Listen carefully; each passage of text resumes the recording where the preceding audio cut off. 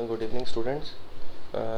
ये next programme है recursion के ऊपर, जो कि बहुत ज़्यादा पूछा जाता है एग्ज़ाम्स में, और इसके ऊपर डिस्कशन हो चुका है। इसको मैं आपको रन करा के बस दिखाऊंगा यहाँ पर, और थोड़ा सा एक्सप्लेन कर दूंगा कि ये प्रोग्राम है फैक्टोरियल कैलकुलेट करने का यूजिंग द रिकर्शन।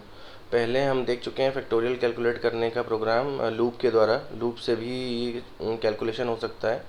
यहाँ पर हम इसको देखेंगे फंक्शन, और फंक्शन में भी रिकर्सिव फंक्शन, जो फंक्शन अपने आप को खुद कॉल करता है। तो ये फंक्शन का सभी को पता है, ये फंक्शन का प्रोटोटाइप है, डिक्लेरेशन है। यहाँ पे फंक्शन का नाम फैक्टोरियल है। उसका रिटर्न टाइप जो है वो इंटीजर है, और उसमें हम जो वैल्यू पास करेंगे, जो आर्गुमेंट पास करेंगे, वो भी इंटीजर है। तो ये फंक्शन का रिटर्न डिक्लेरेशन पार्ट हो गया। उसके बाद हम मेन में आ जाते हैं। मेन का भी रिटर्न टाइप यहाँ पर इंट है। उसका रिटर्न टाइप यहाँ पे हमने दो वेरिएबल्स डिक्लेयर कर रखे हैं, एन और एफ। एन वो नंबर है, एफ जिसके अंदर फाइनल फैक्टोरियल आके स्टोर होगा, वो वेरिएबल है। और यहाँ पर ये प्रिंटफ स्टेटमेंट, जिसके अंदर बताया जा रहा है कि हम किस नंबर का फैक्टोरियल कैलकुलेट करना चाहते हैं। ये इनपुट स्टेटमेंट स्कैनफ, इसमें हम एन की कोई वैल्यू पास करेंगे। और यहाँ से देखें अगर हम, तो ये स्टेटमेंट हर प्रोग्राम में होता है, जहाँ पर लेफ्ट हैंड साइड में वेरिएबल होता है और राइट हैंड साइड में एक फंक्शन कॉल हो रहा होता है। तो यहाँ से जब फंक्शन कॉल हो रहा होता है और बीच में ये जो असाइनमेंट ऑपरेटर है, तो ये इसलिए होता है ताकि जब फंक्शन पर कंट्रोल वापस लौट के आएगा जब भी कभी, तो यहाँ पे जो भी वैल्यू वापस लौट के आएगी, जो भी आउटपुट रिटर्न होके आएगा डेफिनेशन ऑफ द फंक्शन से, वो वापस आके इस लेफ्ट हैंड साइड वाले वेरिएबल में स्टोर हो जाएगा। तो दोबारा इसको देख लेते हैं। यहाँ पर ये जो है फंक्शन की कॉलिंग हो रही है।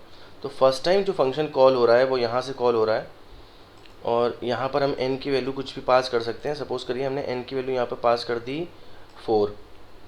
तो n की वैल्यू जो पास होके गई यहाँ से, फंक्शन जो कॉल हुआ, फंक्शन की डेफिनेशन पे कंट्रोल हमको लेकर गया, और यहाँ पे जो फंक्शन की वैल्यू रिसीव होगी फॉर्मल पैरामीटर में, ये एक्चुअल पैरामीटर था, यहाँ फॉर्मल पैरामीटर की का नाम भी हमने n रखा है। यहाँ पे जो वैल्यू रिसीव होगी वो भी 4 होगी। ये फंक्शन की डेफिनेशन है। फंक्शन का रिटर्न टाइप इंट है। उसके बाद ये हम अगर देखें, इसकी डेफिनेशन लिखी हुई है फैक्टोरियल ऑफ द फंक्शन की। उसके अंदर ये अगर हम देखें, ये दोनों बहुत ही इंपॉर्टेंट चीज़ हैं। ये दोनों ही यहाँ पर बेस केस है। ये n equals to 0 base case तब काम में आएगा जब हम यहाँ पर इसको हम 0 की जगह 1 कर लेते हैं। जब काम आएगा जब हम यहाँ पे n की वैल्यू 0 पास करेंगे, तो उस केस में जो फैक्टोरियल जो आंसर होगा 1 होगा, तो रिटर्न हम 1 करा देंगे। उसके अलावा जो बेस केस है वो n इक्वल्स टू 1 है। तो देखें क्या होता है, जब n की वैल्यू यहाँ पे 4 आई, तो हम सबसे पहले नॉन बेस केस में गए, और नॉन बेस केस में अगर हम गए तो हम एल्स में सीधे यहाँ पे जाएंगे। क्यों यहाँ पे जाएंगे? क्योंकि ना तो n की वैल्यू अभी 0 है, ना तो n की वैल्यू 1 है, n की वैल्यू 4 है। यहाँ पर गए तो यहाँ पर देखें तो इसी तरीके का एक रिटर्न स्टेटमेंट के आगे एक एक्सप्रेशन लिखी हुई है, जहाँ पर लिखा हुआ है n multiply by fact n minus 1। इसका मतलब यहाँ पर इस लाइन के अंदर, इस स्टेटमेंट के अंदर फिर से ये फंक्शन कॉल हो रहा है, और पहली बार यहाँ से फंक्शन कॉल हुआ था। अब यहाँ पर अगर हम देखें तो ये स्टेटमेंट है, ये एक्सप्रेशन इस तरीके की कुछ है कि 4 मल्टीप्लाई बाय फैक्ट, और फैक्ट के अंदर अगर हम देखें तो n माइनस 1 हो चुका है। तो n माइनस 1 मतलब n की जो वैल्यू है वो 3 हो चुकी है। तो यहाँ पर जो n है वो 3 है, वापस यहाँ से फंक्शन कॉल हो रहा है। अगर इस स्टेटमेंट को देखें तो ये उसी तरीके का कुछ चीज़ है जैसे सम में हमने देखा था। यहाँ से फंक्शन जो है वापस अपने डेफिनेशन पे जाएगा, और ये डेफिनेशन यहाँ से वापस अगर देखें तो यहाँ पर ये वैल्यू 3 हो चुकी है। तो अब यहाँ से फंक्शन कॉल हुआ है, फिर से ये n की वैल्यू ना तो 0 है ना तो 1 है। फिर से हम लौट के यहाँ पर आएंगे एल्स पार्ट में। यहाँ पे फिर से अगर देखें तो अब ये फंक्शन जो है वो फैक्ट n यानी फैक्ट 3 था, तो ये एलोबोरेट होगा। इसका एलोबोरेशन उसी तरीके से होगा कि fact 3 will get converted into n की वैल्यू 3 है, multiply by fact of n minus 1। तो n माइनस 1 की वैल्यू अब क्या हो जाएगी? 2 हो जाएगी। तो फैक्ट 3 किस में कन्वर्ट हो गया? फैक्ट 3 इंटू फैक्ट 2 में। फिर ये फैक्ट 2 फिर से फंक्शन कॉल हो रहा है यहाँ पर, फिर से ये जाएगा, n की वैल्यू अब की बार कितनी है? 2 है। फिर से ये कंडीशन फुलफिल नहीं हो रही है, n equals to 0, n equals to 1, फिर एल्स में आएगा। तो फैक्ट 2 किस में कन्वर्ट हो जाएगा? कन्वर्ट हो जाएगा 2 इंटू फैक्ट ऑफ 1 में। तो अगर अब हम देखें तो n की वैल्यू 1 हो गई है। तो n की वैल्यू जो 1 हो गई, यहाँ पे बहुत इंपॉर्टेंट पॉइंट है, ध्यान देने वाली बात है, ध्यान से देखिएगा। जब फैक्ट 1 यहाँ पे जाएगा तो n की वैल्यू कितनी है, n की वैल्यू अब की बार यहाँ पर 1 हो चुकी है। तो हम यहाँ पर अगर जब n की वैल्यू 1 हो गई, जब n की वैल्यू 1 हो गई तो हम यहाँ पर इस एल्स कंडीशन में आएंगे, else if equals n equals 1 में। ये कंडीशन अब की बार क्या है, अब की बार ये कंडीशन ट्रू है। तो यहाँ पर जब इस पे लौटेंगे, इस पे आएंगे, तो ये रिटर्न क्या करेगा, 1 करेगा। और ये रिटर्न जो 1 है, ये रिटर्न जहाँ से फंक्शन कॉल हुआ था वहाँ पे ये वैल्यू रिटर्न होगी। तो फंक्शन कॉल कहाँ से हुआ था, फंक्शन कॉल हुआ था यहाँ से, यानी फैक्ट 1 से। तो यहाँ पर ये लॉट की वैल्यू जो आएगी वो कुछ इस तरीके की होगी, जो फैक्ट 1 है वहाँ पर अब हमको 1 रिसीव हो जाएगा।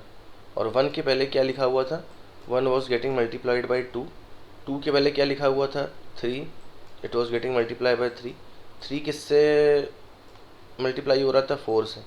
तो ये जिस ऑर्डर में फंक्शन कॉल हुआ था उसी ऑर्डर में ये वापस जाता है, उसी ऑर्डर में कॉल वापस जाती है, जिस ऑर्डर में कॉलिंग हुई होती है उसी ऑर्डर में वापस जाता है। तो यहाँ पे हम वापस लौट के आएंगे, और वापस लौट के आएंगे तो यहाँ पर ये जो एक्सप्रेशन है किस में कन्वर्ट हो चुकी होगी, 4 इंटू 3 इंटू 2 इंटू 1 में, यानी कि ये 24 बन चुका होगा।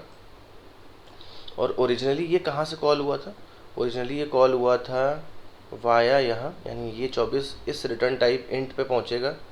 और इस इंट का मतलब ये है कि रिटर्न हम क्या कर रहे हैं, एक इंटीजर वैल्यू। और ओरिजिनली ये कहाँ से कॉल हुआ था, पहली बार ये कॉल हुआ था यहाँ से। तो ये 24 जो वैल्यू है वो यहाँ पे लौटेगी फर्स्ट टाइम जहाँ से फंक्शन कॉल हुआ था, और f में रिसीव हो जाएगी। तो this is how the value of f becomes 24। और ये प्रिंट f के अंदर फैक्टोरियल जो है हमारी वैल्यू प्रिंट हो जाएगी f के अंदर, और हमें आंसर अपना मिल जाएगा। तो इसको एक बार रन करा के देख लेते हैं जल्दी से।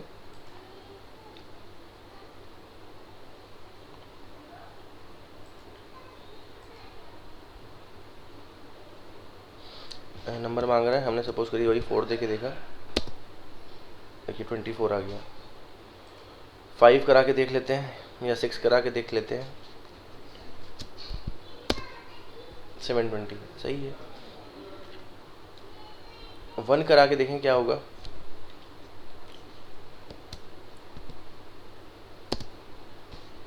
वन। और यहाँ पे n इक्वल्स टू 0, जो रिटर्न 0 है इसकी जगह हमको यहाँ पर रिटर्न 0 नहीं बल्कि रिटर्न 1 करना होगा, तभी हमें 0 के केस में भी आंसर सही मिलेगा। सेव कर देते हैं इसको, और फिर रन कराते हैं 0 के लिए, क्योंकि 0 का फैक्टोरियल भी बाय डिफ़ॉल्ट 1 होता है।